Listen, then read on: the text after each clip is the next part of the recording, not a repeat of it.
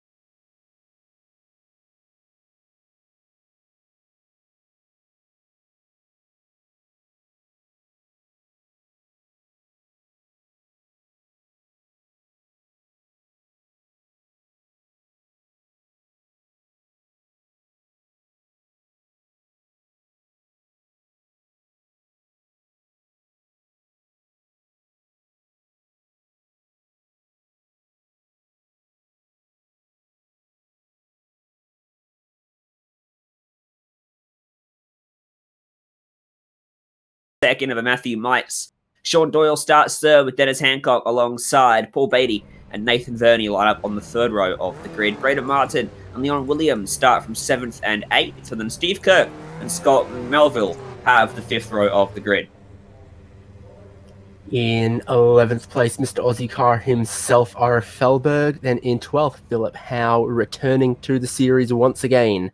Jeremy Bush then in 13th, Vic Bent-Veltz in 14th place, Cameron Cousins in 15th. Julian Mookie is going to start out of 16th. He'll be colourful and easy to spot in the crowd. Isaac Summers in 17th, Mario Vatanian in 18th, Peter Wilkinson 19th. Mitchell McLeod does not have a qualifying time, and I don't think we're going to see him. No, a variety of PC issues and then internet issues as well are keeping him at bay. David Summers and Jack Patterson will be our final two, taking to the start grid here for race 1. So 8 laps, a straight-up dash from start to finish. And then, of course, race 2 will be just shy of double the length with a mandatory minimum pit stop. Minimum two-tyre pit stop. And Kilby Williams on the pole. Interesting to see that. He won the last season of the Ozicar Turbo Touring Car Series, and these are, I would say, wildly different cars. And it looks like he's carrying that form over as we are about 10 seconds away from the start. Jay is resetting a whole host of audio things, but should have that fixed because in 3 seconds we're about to get the start. Remember, these cars launch incredibly slowly as well. They very much walk away from the line. As the lights go out, it's lights out, and it's away we go.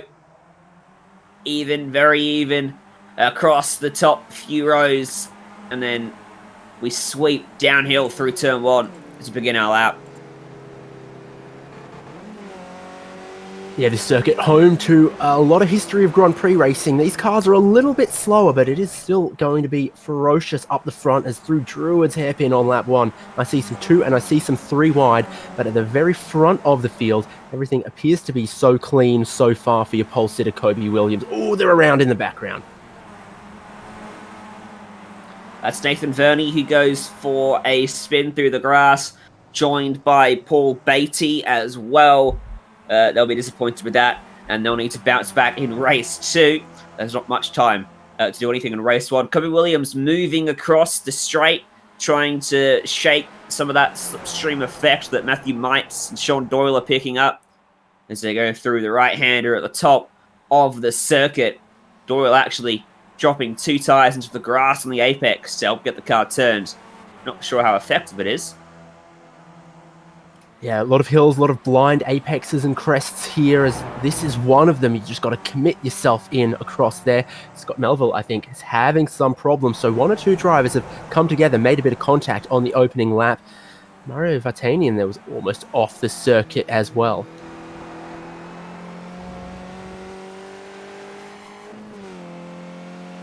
Whoop, out front. Matthew Mites tried to get to the outside of Kobe Williams and ran out of road, so he falls to 3rd, and Sean Doyle will cross the line in 2nd. Huge drift from Kobe Williams, if you like. That's all the way out in the dirt, and that is going to cost him big time. Around in the background as well went Braden Martin. Keep it off the fence. Braden Martin just able to lock it down and avoid spinning into anything, but now he's going to have to get the car turned back around, and he does, but he falls all the way to 13th and make that 16th as 4 more cars go flying by him. Kobe's lost the lead, but he's fighting to get it straight back on the inside of Sean Doyle. He takes it away. Now onto the back straight. Look for Doyle to get a very good slingshot here. Yeah, certainly will. Kobe Williams is expecting it, so he's at the right-hand side of the circuit to cover it off as they go through the Grand Prix layout. Up into Hawthorne Bend, as it's known. Williams sliding with the back of the car, fighting to keep it under control. And they tip into Westfield and into Dinglebell. Kobe is able to hang on despite a little bit of a trip wide. Yeah, that thing's looking a handful for Kobe Williams, but it's at least it's going. He is under a handful of pressure, and every time the pressure mounts up, seems to result in a slide. It's not Dinglebell, it's Dingledell. I read it wrong. It still sounds stupid, though. As Williams goes very wide, and again, he's in the grass. He is struggling. He's struggling for understeer, which is curious as the TCR champion. That car is just understeer personified. Going for a lunge into turn 1. Please don't understeer there, because Sean Doyle's on your outside now. And as these guys do battle, here comes Dennis Hancock and Matthew Mites returning in 3rd and 4th. It was a purple lap from Hancock as well to shut down that gap in 3rd. Still wheel to wheel.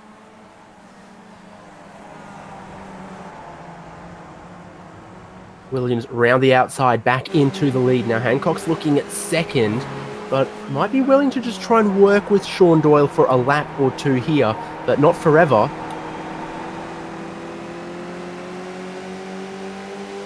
Much better exit he got there out of cities. But wrong side of the racetrack. Hawthorne Bend, not a place you want to go side by side. They leave each other plenty of room and slow each other up massively. That's allowed Kobe to get a pretty decent lead. And it's really slowed down Matthew Mites as well. He had nowhere to go through there. No, certainly didn't. He had a good run across the top of the hill and then just had to back out of it. As then a bit wide goes Hancock. Doyle has to wait. Matthew Mites gets checked up, and you saw a big handful of oversteer there.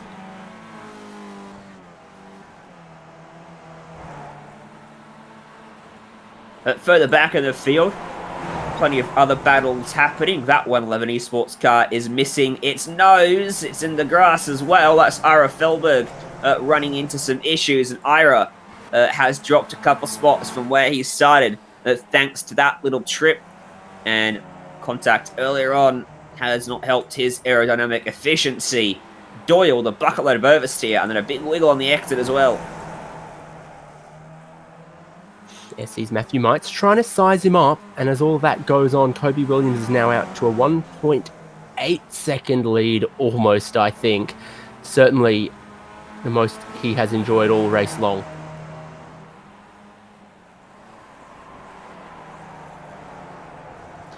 Mario Vartanian showing good pace in 5th, but he's 6 seconds away from the race lead. He's 4 seconds away from the back of Matthew Mites, and is he carrying a bit of damage? Yeah, he is. So I think with how short this race is, he will struggle to become a part of that group. But race 2, maybe he can get up there as well. Meanwhile, Kobe continuing to hold this gap. As soon as he was able to break away, it seems that he's got the pace, but as we know with these cars, it is tough to break away. You rely on mistakes or battles behind, just like he did there. Yeah, Vartanian's actually our biggest mover in the field back in 5th place there. 13 positions gained from the 18th or so on the grid to be in the top 5. So it's shown there's been a couple collisions around here, but he's obviously been very quick because he's got the fastest lap of the race. Not a great qualifying for him. He was disappointed by that as well, especially given him and Kobe would have been practicing together for this race, and they started at opposite ends of the grid. As Kobe sees Mario go purple and says, nope, I want to go purple, with a 1:39.951, which is actually 2 seconds quicker than what Vartanian did on the last lap. Crucially, it was 1.3 seconds quicker than what Dennis Hancock in second was able to do on the previous lap. Peter Wilkinson, I think it might have been a little bit of a self-spin from him, but further up the road, battle is brewing over 6th place here. Mookie was under pressure. Steve Kirk's tried to make an attack and slid a little wide, and Philip Howe into the picture as well. In fact, Mookie's just had a huge slide and is under pressure now. Kirk's got a run at him. Side by side right here. So close, the wheels nearly touched. There was less than 10 centimeters in it. 10 millimeters, I reckon, more like. That was incredibly tight coming into Hawthorne. And check out Paul Beatty at the back of this group after his early spin, looking to find his way further inside the top 10. He's recovered quite well, hasn't he, from that mistake? Yes, certainly. Kyle looks pretty clean right now. We know he's got a handful of speed when he can work it, but he's come to the back of this group, and it's going to be difficult to pick them off one by one if they're battling each other, going too wide, etc. What can Beatty do? Up the front, up the inside, Dennis Hancock has lost second. Sean Doyle was able to get up there down at turn 1, and Matthew Mites is shaping to follow through up at the hairpin as well, but that's not going to happen at Druids as Hancock shuts the door. Now we ride back on board with Paul Beatty. He's up the inside as well, and this should be a move. In fact, maybe not. You're very fortunate there. Philip Howe gave him a lot of room. He didn't quite have an overlap, but his charge back up the order continues. And in limbo, it's how low can you go? Well, through here, it's how wide can you go? Because there's a little bit of runoff there, which is... What is it? Is it... I don't know how to describe that runoff. Concrete lattice with grass growing through the middle of it, like in my uncle's backyard. That's all I can think of it as. Yeah, it's strange, but there is grip out there, or rather there's time out there to be found by opening up your steering wheel and letting the car run out there. And if you time it right, you can avoid getting off track as well. So you'll see plenty more of that in race 2 as Matthew Mites looks for an opportunistic dive on Dennis Hancock, and maybe rightfully so. That didn't quite work out down at Sterling's. Certainly wasn't a door that I thought was open, and it might have actually cost him a little bit of time. We cast our eyes back to Sterling's once more, because here comes that other group. Steve Kirk, he's coming under a lot of pressure from Philip Howe. So Beatty's got by Kirk as well on this lap. Oh no, they touch, and Steve Kirk's going to spin out into the gravel on the outside. Gathers it up, but that was a case of both going for the same piece of real estate. Here come two more. That was Leon Williams and Scott Melville going by, and Braden Martin as well is going to go by Steve Kirk. You wonder if there's a little bit of damage for Kirk there, because it was a solid hit. A bit higher up though, Beatty, Mookie. It was very square wheel to wheel, so you might have gotten away with it, unless it's tweaked his steering somewhat. Beatty has got by Mookie quite comfortably, and so now he's up to 6th place, and I reckon that's the best he can do, because it's 12 seconds to 5th place Mario Vartanian, who's come from 4 seconds behind Mites to just 3 seconds back, but again, going to need a miracle to get there in the last lap and a half. Mites, though, very much a chance at the podium. Hancock's pace falling away ever more as we get further into this one, which is a problem he'll want to fix before our longer second race of the night. As Mites again had to think about it into Sterling, because didn't quite commit to it like he did last time. Scott Melville in 9th place is towing Braden Martin around the circuit.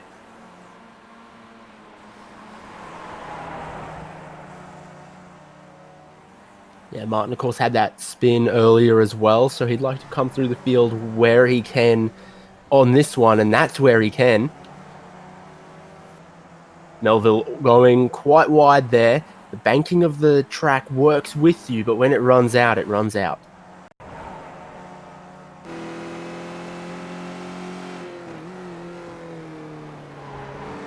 Wide on the entry, big oversteer moment, and then when he caught it out wide onto the grass, and in the end, Braden Martin through relatively easily. Oop. He's sliding again. Meanwhile, Mites and Hancock, there's no change. It's still Hancock fending him off. Down the back straight through, what's it called? Pilgrim's Drop here.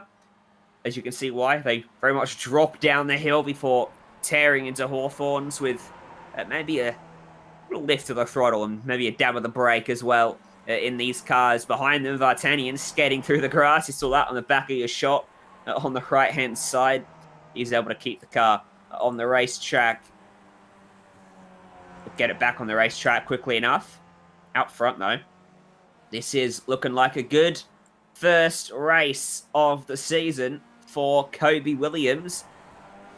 As it stands, should be the Grand Slam. Pole position, every lap led, race win, and fastest lap. Kobe Williams going to get the job done with a race win at Brands Hatch to open up our Formula Skip Barber season. About for 3rd place, bit of a drag race across the line, and I think Hancock still just held onto it despite a charging Matthew Mites at the line.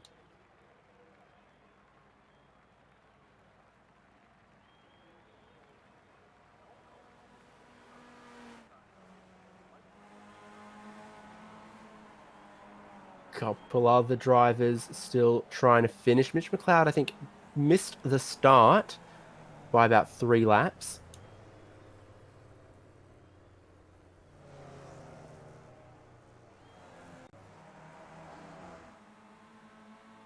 Here's a modem simulation replay, David. This is Philip Howe and Braden Martin come to the final corner.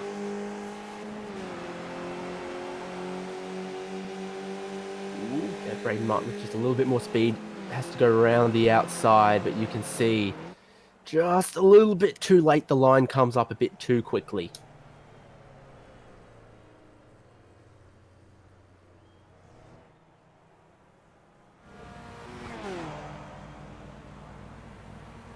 So that wraps up race 1. Let's take a look at our full post-race results then from this iconic Brands Hatch circuit. It is a 6.1 second win for Kobe Williams after starting from that pole position. Sean Doyle finishes in 2nd. Dennis Hancock claims the final step on the podium, just fending off Matthew Mites, who finishes 4th. Mario Vartanian finishes in 5th place ahead of Paul Beatty in 6th. Julian Mookie 7th, Philip Howe in 8th, Braden Martin and Scott Melville 9th and 10th. 11th place was Steve Kirk, Cameron Cousins in 12th and 13th for Leon Williams, just ahead of Vic Bent Veltson. A bit further back goes Nathan Verney, David Summers, Jack Patterson, Jeremy Bush, Ira Felberg in 19th, Peter Wilkinson 20th, last car on the lead lap. Mitch McLeod, from technical problems, was not able to take the race start. Continued on though, leaving pit lane, finishes 2 laps down. Same for Isaac Summers. Mitchell McLeod did get back in the server. He did manage to do a lap, and it was the fastest lap of the race. So look out for him in race 2. Luckily, this format allows people to bounce back like he should. Stay with us here on Simspeed TV. We're going to go to a quick break, but when we come back, it is time for qualifying 2 and race win, and to find out who gets race win number 2 from Brands Hatch.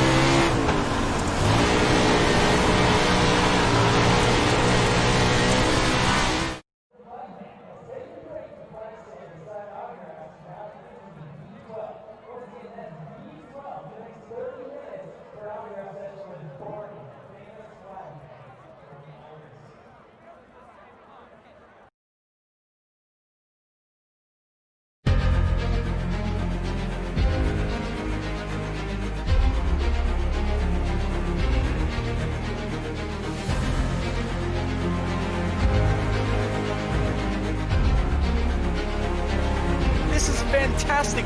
This is GT racing right now. He's got traction, he's got with the outside of both of them! Maloney! Oh, he's taken Anderson. Anderson's up top. Oh my god! Oh! Big crash! Oh my goodness, half the field's gonna get rolled! Section's very close. These guys are want to make their way through the field very quickly. Oh, there we go! Oh no! That's massive! This is it! This is over! I can't believe this! Oh my god! God, what?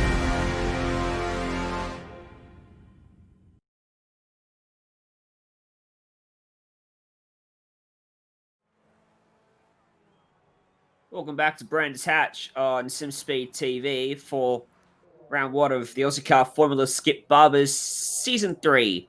Kobe Williams has picked up race win number 1, and we are getting set for qualifying to set our grid for race number 2. Couple of drivers to look out for, I think, here, David. Certainly Mitchell McLeod, if he can get in reliably, and also Mario Vartani, who was very quick in the race just gone.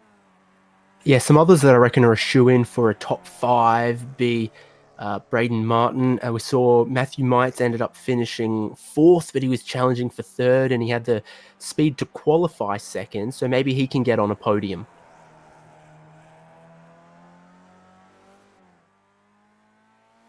Well, we'll see. We'll see how this all works out. There's definitely plenty of drivers that could get up and stand on that podium. Dennis Hancock will be hoping to go back-to-back with his podiums tonight. Just able to fend off Matthew Mites to pick up 3rd in that first race gone. And we are on board as well with the golden livery in a machine. Would you say that's gold? Oh, this is like that dress again. It looks blue in the mirror. Yeah, it's blue or yellow or white and gold, depending on exactly how you look at it. But oh god, it's both. It's blue and yellow. It's not quite a Renault livery, but it's got a bit of metallic to it as well. But Jeremy Bush is on, well, trying to warm up those tyres for sure, because they get 3 qualifying laps, and I don't think the first one is going to be your best, because these Skippy tyres, they start off very cold indeed. Yeah. First lap in most series certainly isn't the quickest. Maybe a NASCAR oval, that's about it. So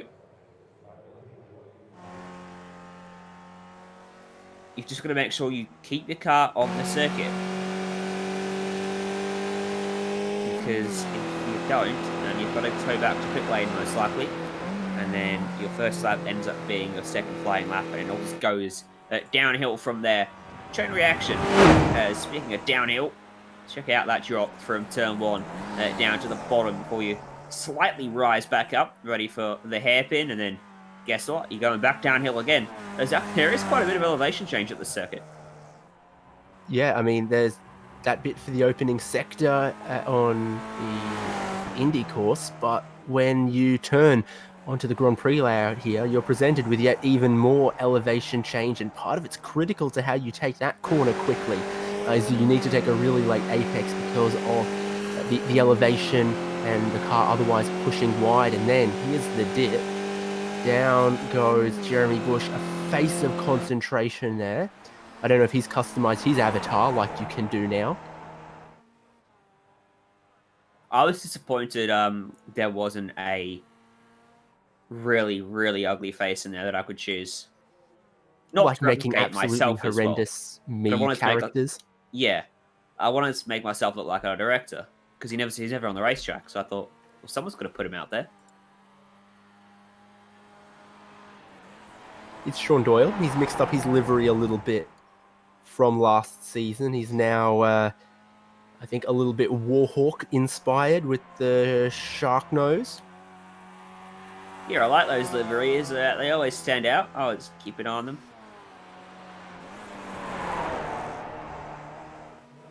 Covey Williams. Full commitment across the hill, though, if you like. Yeah, not bad. Not bad at all. Covey Williams puts down the first time. And at the moment, it's half a second quicker than Braden Martin, but expect all of that to change as more and more drivers cross the start-finish stripe to end their first timed lap. Matthew Mites slots into second place there, only a 10th and a half away from Kobe. And Leon Williams is coming into the final corner now.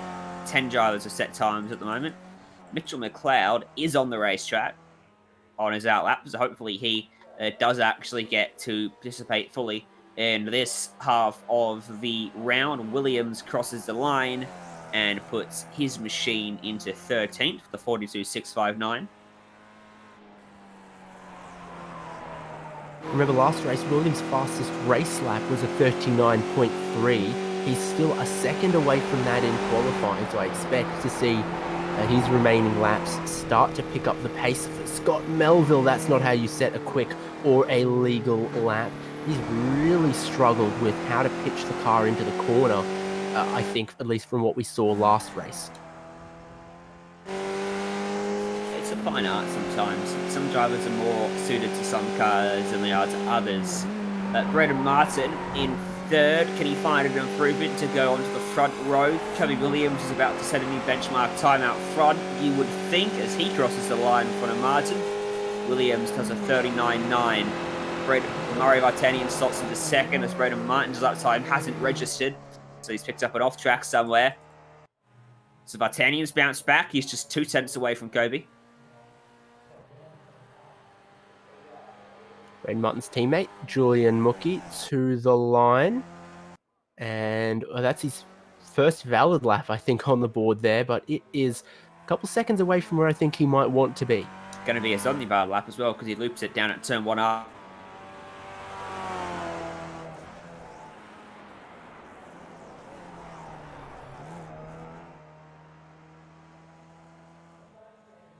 So Leon Williams. It's Hancock. No, it's not Hancock. I think the internet just caught up to me there. Leon Williams, yeah, crosses the line, 15th for him. Gonna go 13th at that time. Mitchell McLeod, still nothing on the board, but he's still on his first flying lap now. Taking a sweet time to get a time on the board. There's 3.5 minutes remaining. He won't have time to complete all 3 fly laps. Yeah, I don't think there's quite time left for that third and final flying lap. You get 3 laps in the 10-minute session as someone's tyre, goodness, that looks like Team Hujas at Indianapolis when the hub failed, the wheel just flying across the circuit there, but not Mitch McLeod's. He's still focused. Whoop. Might have been Melville. 39.6 from Kobe Williams, so he goes even quicker out front. Vartanian's abandoned his effort. Mitchell McLeod on his first flying lap, he'll have time for one more, goes to second, and that's ominous. Look out for his second flying lap, because he could, with that time, go quicker than Kobe with those tyres fully up to temperature. Cameron Cousins back in 18th, needing to find an improvement of sorts. Half a second will put him up 3 spots as he comes to the line. Jack Patterson crossed as well, but didn't register a lap time. Cameron Cousins did not find an improvement, and Julian Mookie as well is hunting for something that's not going to happen. That's right, he spun, didn't he, down at turn 1. Here's Peter Wilkinson. Yeah, in 11th for the minute. Just 3 drivers without a time who aren't going to set one. That's Patterson, Summers, and Melville. Everyone else looking to take their rightful spot on the grid. Steve Kirk, another driver who's also going to run out of time before he runs out of laps, which is a little peculiar.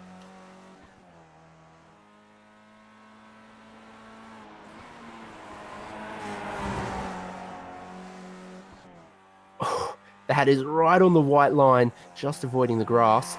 It's where you want to be if you're going quick, but it's hard and mouth stuff on a fully committed flying lap like this. And then tipping it in to the final corner. Mitchell McLeod has been knocked back to third with a good lap from Matthew Knight. Can he find the 2 tenths he needs to go up onto pole position with just 2 laps in the session? Yes, he can. It's a 39.4. Mitchell McLeod is on pole for race 2. With about 1.18 of a second in hand over Kobe Williams. Mike's there in third. Then it's Hancock in 6th. What can he do?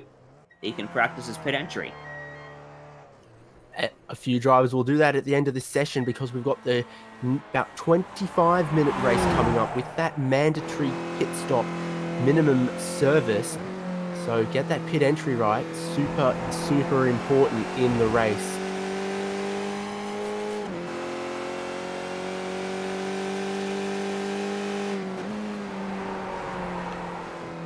Peter Wilkinson's done all his laps. He's also going to be practicing that pit entry. You don't need to take the little chicane. You can go straight in to where those yellow cones mark the start of the pit lane speed limit.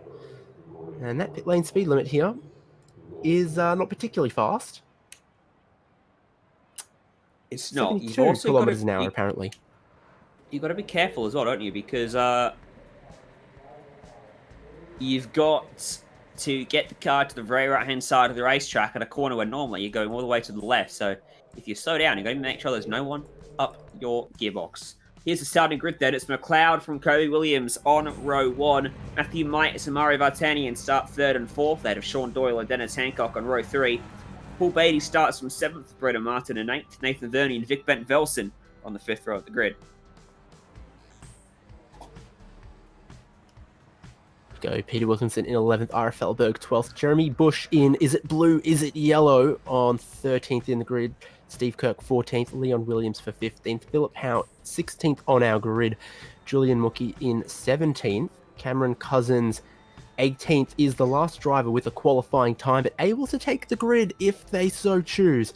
Scott Melville, David Summers, and Jack Patterson, who, for whatever reason, didn't or weren't able to set a qualifying time.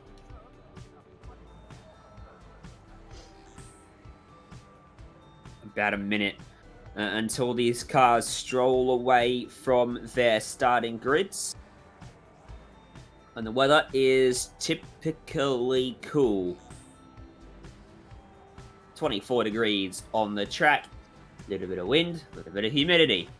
Estimated race distance of 14 laps, so 6 longer than race 1. And of course, that mandatory pit stop, which can give you a big advantage if you time it right. If you're in traffic, you can pit and get out of traffic, or you can overcut and keep the clean air and then pit later in the race. We've seen everything from the first lap to the beginning of the last lap in terms of pit strategy. And I think we'll get somewhere a mix of all of it in this race. Shouldn't be too hard for McLeod to keep that lead before he gets to turn 1. It's not a long run, and starts in these cars are easier than I think most other cars in this service. As the timer runs out, the red lights come on, the revs rise, looking for race 2 from Brands Hatch Circuit. Green flag is out, and we are underway, and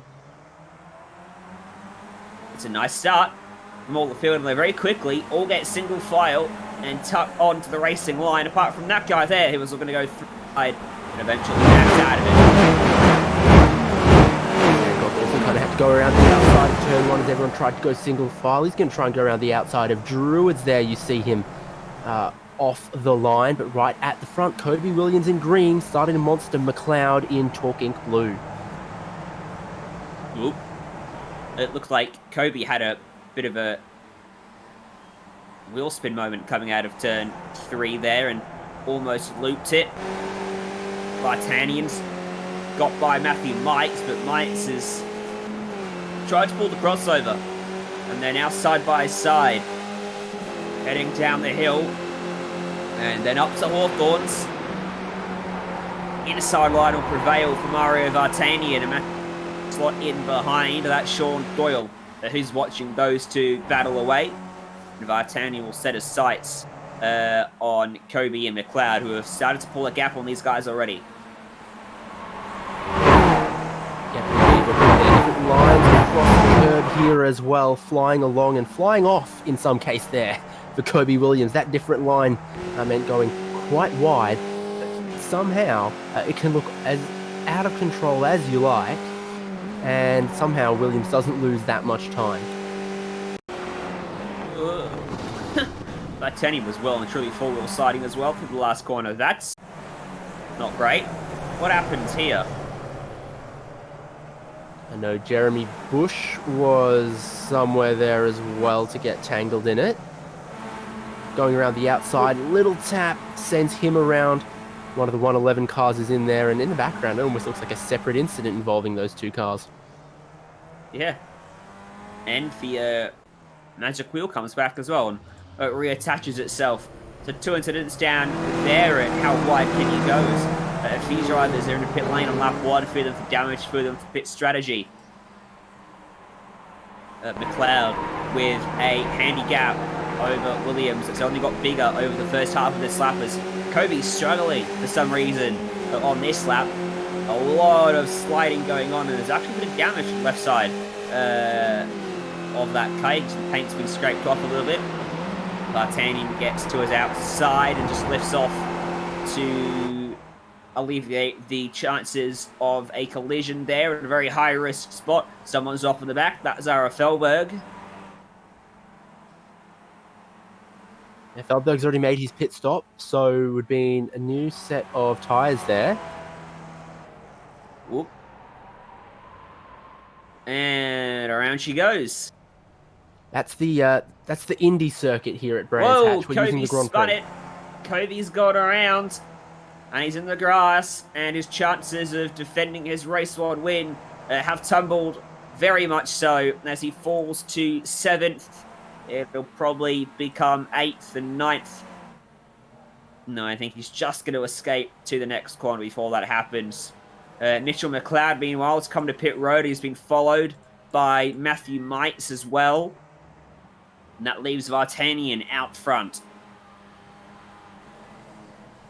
Busy time on pit lane. Just 4 or 5 drivers who have not pitted yet.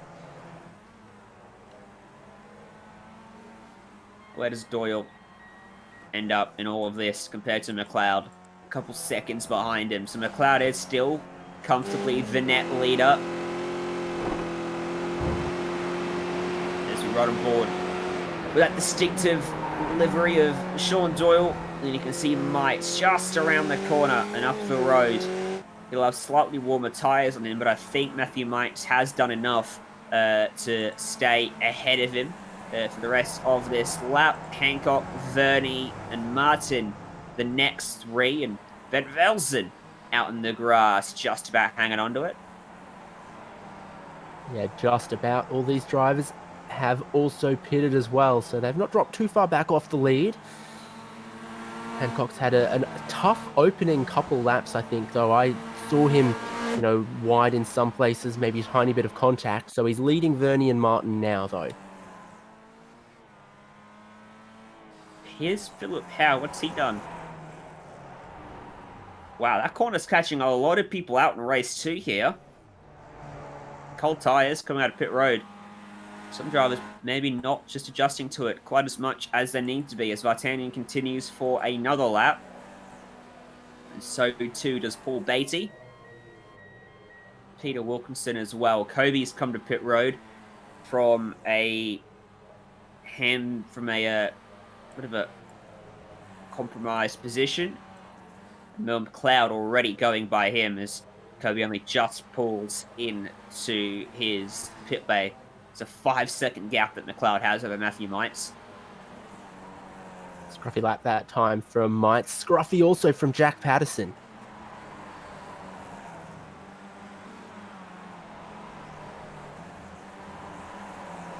Patterson, one of the drivers, one of the few left yet to pit. He finds himself sort of in traffic between who we think is going to be your net leader versus what's shaping up like a battle for the remaining steps on the podium. Mites and Doyle could be 2nd and 3rd when all of this shakes out. They are maybe starting to battle a little bit. Mites feeling the pressure.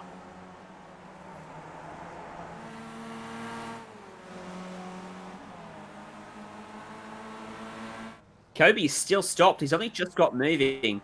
A speeding and pit lane penalty, says Jay.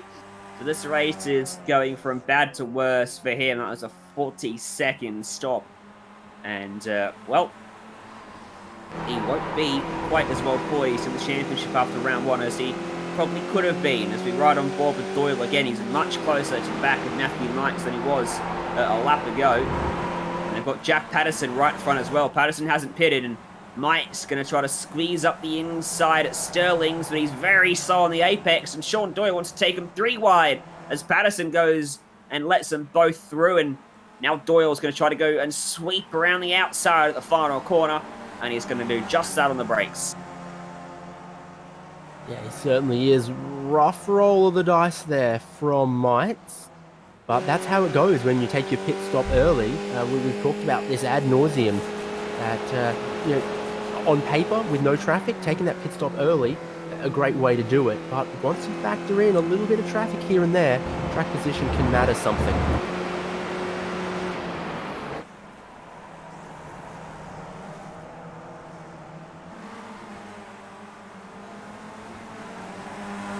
There's Hancock and Nathan Verney still battling it out here, having pitted on the same lap. Verney thought about the line down the inside at the hairpin earlier in the lap here, and it did not quite work for him, so he's trying for something else. A later apex, unsettle Hancock some way, somehow. They're also going to come across Jack Patterson, who has not pitted and is now dropping a couple of spots as the other runners get their tyres warmed up. Where can Hancock go? Across the far side of the circuit here. On the hill, a lot more speed.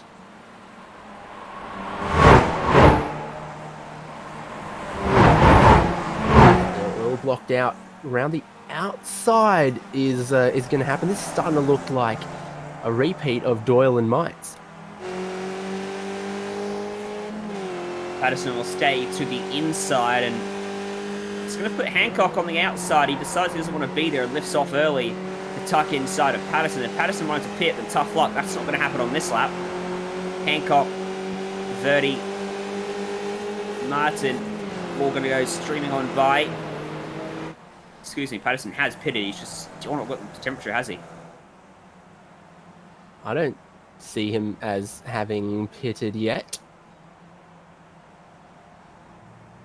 Oh, don't worry. Jay's just feeding me the wrong info. I just wish sometimes he'd listen to us. Yeah. I was referring to Patterson having not been able to pit there, and Jay goes, he's already pitted! He was talking about Hancock for some reason. Further forward, things are less confusing. It's Leon Williams in 4th, who has not pitted, and McLeod in 5th, who very much has. And McLeod is very, very well clear of easy work, wasn't it? In this race.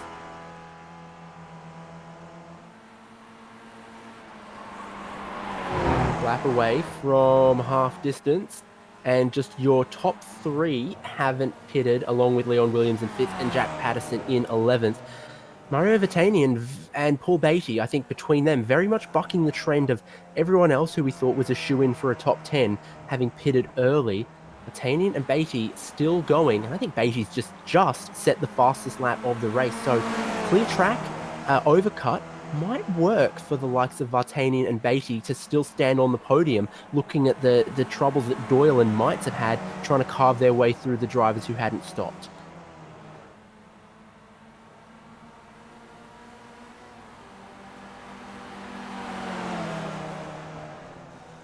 That's looking a very bit much like it could end in disaster.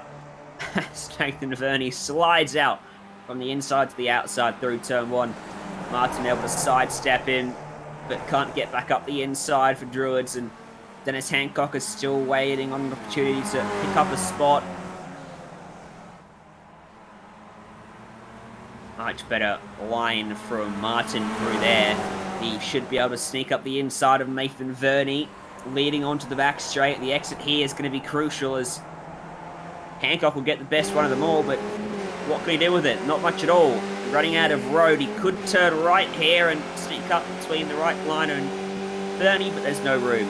So Verney clears Martin, and now Martin's having to deal with Hancock. Does so easily. Well, they got very, very close there, but just enough space given between these drivers. Verney, I think a big winner here. Hancock kind of gets shuffled back 2 more. I feel like Martin is now going to take the fight to Verney as well, though, as your top 2 stay out another time. Your top 3 stay out another trip of the circuit, and your 4th place man, Mitch McLeod, well, these new tyres are going to start warming up right about now because he's gone and taken the fastest lap of the race away.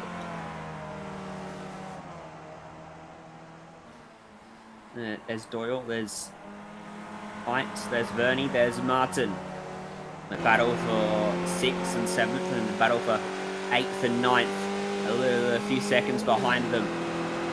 Martin's getting closer and closer into turn 1 and sets himself up for the exit by making a very wide, broad entry to the corner. Gets a power down early, gets to the inside for turn 2. But on the brakes, it is all Nathan Verney. Oop, might have gone a bit too deep because rear end snapped out as he tried to turn it in.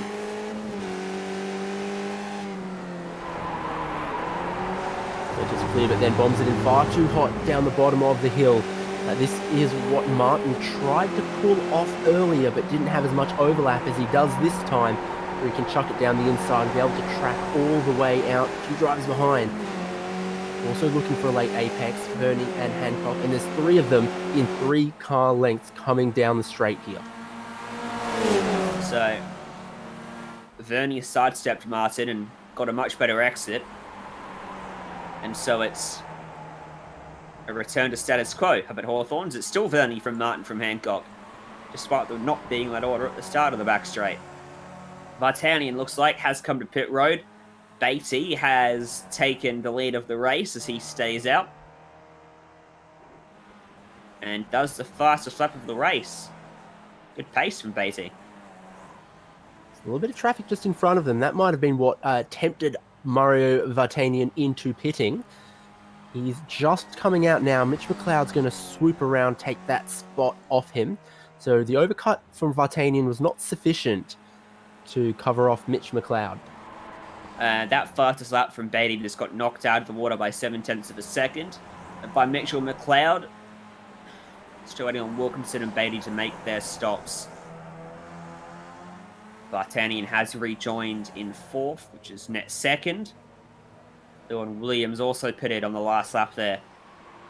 Seems like Jack Patterson might also be on pit road. So we pick up Beatty out at the front of the field with a 111 Esports car up the head, about to go a lap down.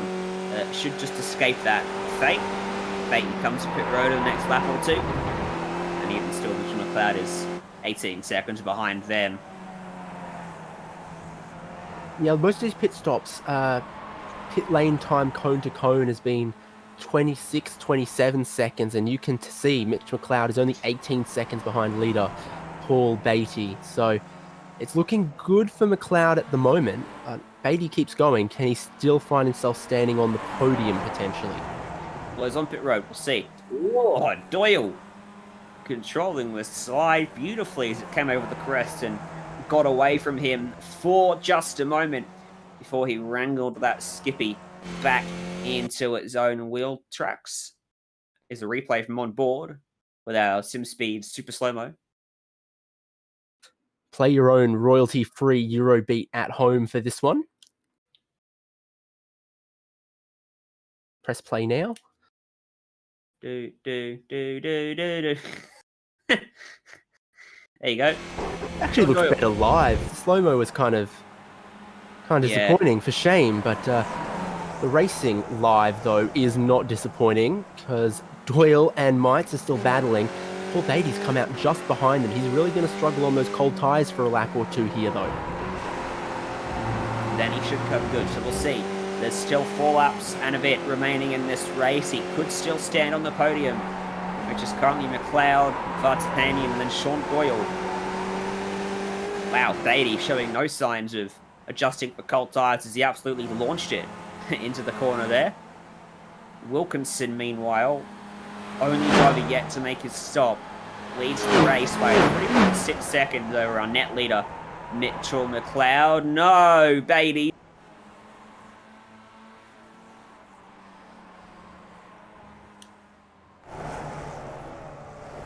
Cold tyres for you. That's what they'll do.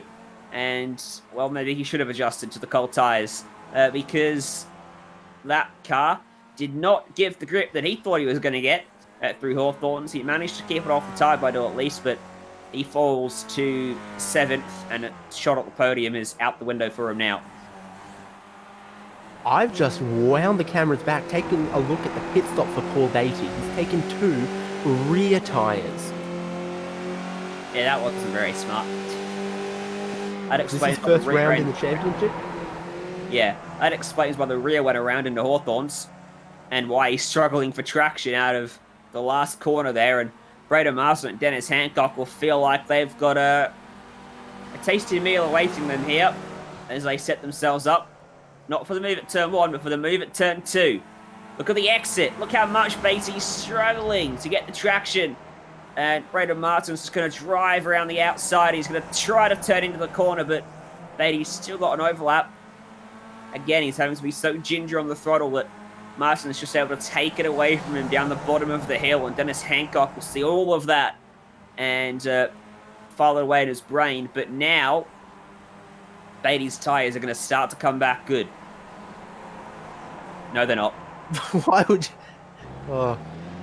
We've seen that the conventional wisdom has been to take those front tyres because with one pair of warm tyres, one pair of cold tyres, a little bit of understeer is manageable. A big handful of oversteer is a real challenge. Mario Vatanian, this is going to be for second place once it all shakes out. Sean Doyle ahead, Mario Vatanian back 1 spot.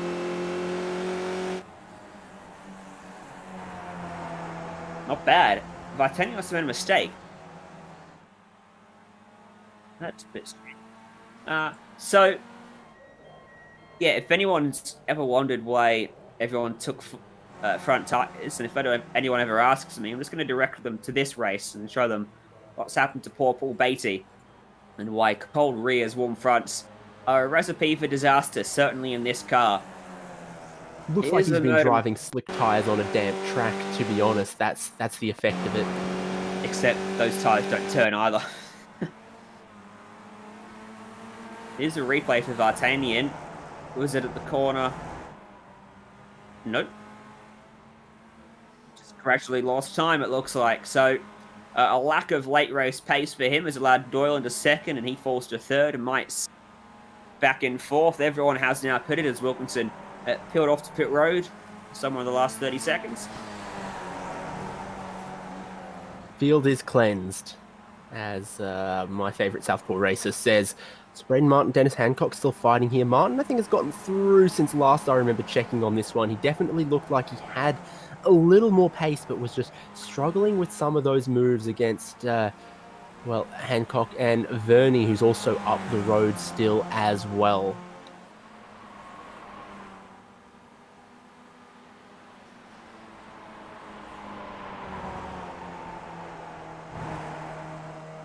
Tell you what, Vartanian's not letting him go, is he?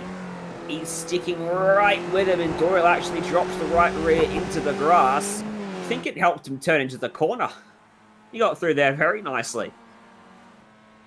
Also dramas for Paul Beatty, who this time has found the fence, unfortunately. Don't know the extent of the damage for that car, but for 5 laps here, it's been an absolute handful for him.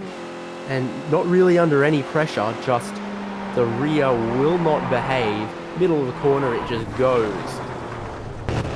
Boop. Yep. That's a bit more than a boop, actually. That's Yeah. Where does it fall on the boop bonk scale? Somewhere in between? I'm calling that a bang. That's a bang. As the rear connects with the tyre bundle. And the front connects with the Armco. Sean Doyle in 2nd still. A lap and a half to go. Whoop. 10 seconds away from Mitchell McLeod. Doyle grabbed the inside apex there, which is a bit of a raised curb, and it is not kind to low travelling cars such as these. And you see the effect that's had down the Pilgrim's shop as Vartanian closes in on him. And again, as we've seen today, decides not to go around the outside at Hawthorns Bend. I wouldn't want to do it either. In cars as slippery as these. But surely he's got to have a lunge on this last lap.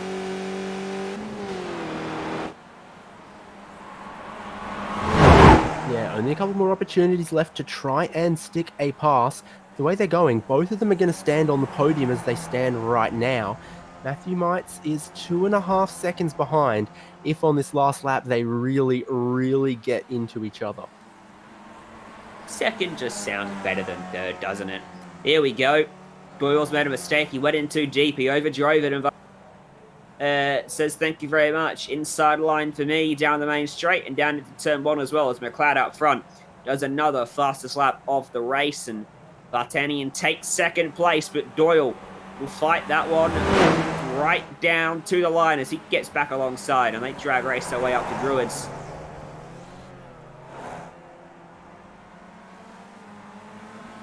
This is advantage Vartanian for the moment. Tries to get crossed back underneath. It's so close between these guys. That was almost nose to tail contact there. Is that a milk cup at the back of Vartanian's car? What is that? Braden Martin's gone around in the meantime as well.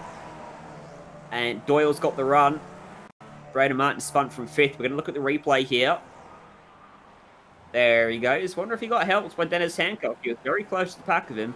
No help, says Jay. Into Hawthorns on the outside. Sean Doyle isn't going to do it. Not there. So that white shape just left of centre on the back of that car. It looks like a milk carton. Yeah, you know, it is. It's like a plastic fluid thing. Whoa, Sean Doyle just manages to have enough opposite lock to correct that. Is that his chances of second place gone? Yeah, no milk for him. Mitchell McLeod out front after a terrible race 1 through no fault of his own. Bounces back, takes pole, and he takes race 2 from Brands Hatch. Good recovery drive from the probably drunk Twitch streamer as second place will go the way of Mario Vartanian, and Sean Doyle rounds out the podium. And Matthew Mites might be disappointed to just missed out on that one by a couple of seconds. Vernie goes from 9th to 5th in this race. Dennis Hancock's going to finish where he started in 6th.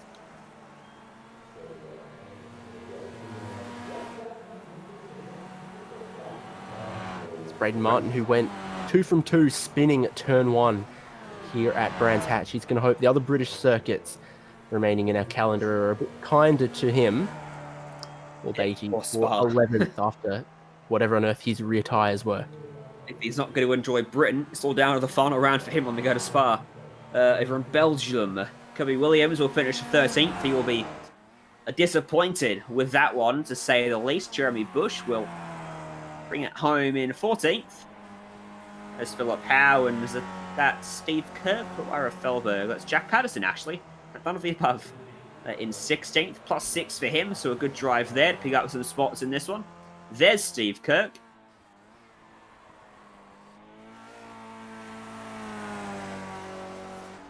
I've got to say, that car looked pretty nicely hooked up through the last corner.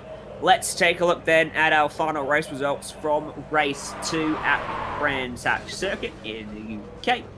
And it is Mitchell McLeod that wins by 12.1 seconds over Mario Vartanian. Sean Doyle third, 12.7 back, just missed out on second. Matthew Mites picks up 4th, Nathan Verney 5th, then as Hancock 6th, and Peter Wilkinson comes home in 7th, Braden Martin in 8th, Vic, Ben Velzen in 9th, Ara Felberg rounds out the top 10. Good drive, Ara, from that.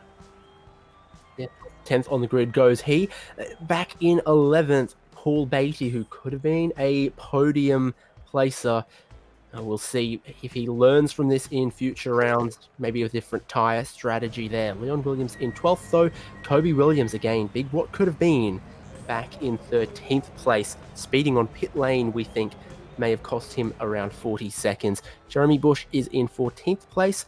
Philip Howe in 15th. Jack Patterson 16th. Steve Kirk 17th. Last car on the lead lap we saw. And Julian Mookie a lap down in 18th. Scott Melville, might even be a retirement there, plus 5 laps. Cameron Cousins plus 6 laps. And David Summers plus 12 laps. So just 1 lap completed there. Let's have a chat to our race 2 winner, Mitchell McLeod. You finally got in the race. You finally... well, it was a pretty good time in qualifying and pretty good overall race time as well. That was a good bounce back from you. Yeah, it wasn't too bad. I was not sure what was going to happen because I'm still getting used to this iRacing UI, the new one. So I didn't realize the session was up, so I almost missed quality in the second race as well. But luckily, second lap was good enough to be up there, and once I seen Kobe make a mistake behind me early on, I think it was lap 3. I knew that I had a bit of a gap, so I was like, all right, I'll pit now. I could be a little bit slow, and then the tyres aren't going to be too different front to rear, so I just run with that, and it seemed to work not too bad. Yeah, not bad at all. What happened with race 1 then? What were the myriad of issues stopping you from partaking in most of that race? It depends on where you want me to start, basically. I had a bit of a bust up with flight sim, computer died, restarted, got back in, nothing works. So then I tried to get into iRacing, that didn't work. And thought I reinstalled iRacing, all good to go, jumped into the session to do a bit of practice, and then the internet died. So I couldn't do much, restarted the router, and by the time I restarted that, I'd missed quality in 3 laps of the race. So yeah, bit of a bust up, but I guess having a bit of a win tops off the night, makes it a little bit better. Certainly does. You looking to do the whole season here this season? Yeah, for sure. I've paid money up front, so I'm committed now, I guess. But now after the couple of rounds I did last season with Cam and I forget his name now, but there was a couple of good races that we had, and it seemed like a nice, good, clean series. So yeah, for sure, gonna stick around. Hopefully, it's a sign of things to come. Awesome. We look forward to seeing you do the whole championship this time out. But before I let you go, who are the people, the sponsors, and the beers you want to give a shout out to? I'm going to have to thank JK for popping in the Twitch stream, which you can go and check out at twitch.tv/40. He just said, what a meme, you actually winning. So, thanks, Kennedy. I appreciate that. But, so apart from that, just you guys for putting on, everyone putting on the series. I do enjoy the hosteds. People looking after the what do you call it? Racecraft, all that sort of stuff. And if you do dumb stuff, it's all good. They sort it out. So I do enjoy it. So kudos to them. Thank you very much, Mitch. Good job, and good luck next time out. Too easy. Cheers. Mitchell McLeod grabs the race 2 win at Brands Hatch. Winner of race 1, Kobe Williams setting by with David Haynes. Well, Kobe, good result out of race 1. On the struggle bus for race 2, tell us what set you back.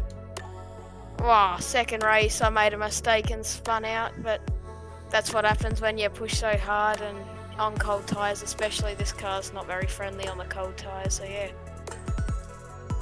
About the circuit here at Brands Hatch, a lot of elevation change, couple of blind apexes, especially in the far corners of the circuit. How'd you find it?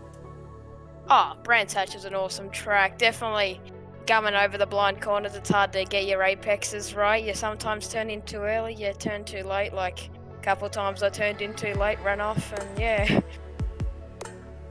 You've made a mark now in the opening round. People are going to have their eye on you as potential race winner, potential podium places. You're going to be able to stick it to Mr. McLeod? Hopefully. Well, I'll have to give it what I've got and see what we can achieve out of it. Mitchell's definitely very quick in this car. He loves it.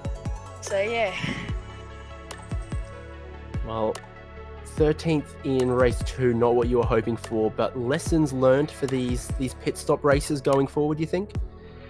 Yeah, definitely. I didn't realise we actually had to pit in this race. So when I came in, I ran over the asteroid turf coming in, and it gave me a 40-second stop hold, which was a pain in the bum. But that's what's happened when you don't practice your pit stops. Well, you've got a full week between now and next round, and hopefully we'll see you again there. Anyone you want to thank? I'd like to thank Six Sims, Seek Lids, A1 Engines, SE Motorsport, and everyone else that helps, I guess. Delighted to hear it. See you in a week. Yeah, see you later, guys. Go Kobe Williams. Not the race 2 he wanted, but at least some points out of race 1. Yep, he'll be happy with that. And that is your 2 race winners from round 1 at Brands Hatch. We are out of time, though, for our coverage tonight from Simspeed TV. So make sure you go and like Simspeed Sports Network on Facebook, Instagram, and Twitter, and chuck a like to Ozicar on Facebook as well. Make sure to hit subscribe to us on YouTube.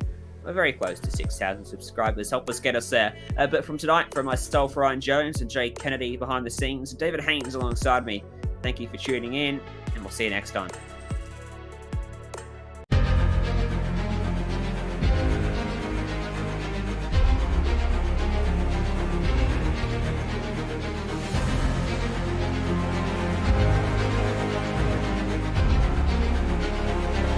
This is fantastic. This is GT racing right now. He's got traction. He's got everything outside of both of them. Maloney. Oh, he's taking Anderson. Anderson's up top. Oh my God! Big crash. Oh my goodness, half the field's going to get rolled. Second very close. These guys are want to make their way through the field very quickly. Oh, there we go. Oh no, that's massive. This is it. This is over. I can't believe this. Oh my God. God, what?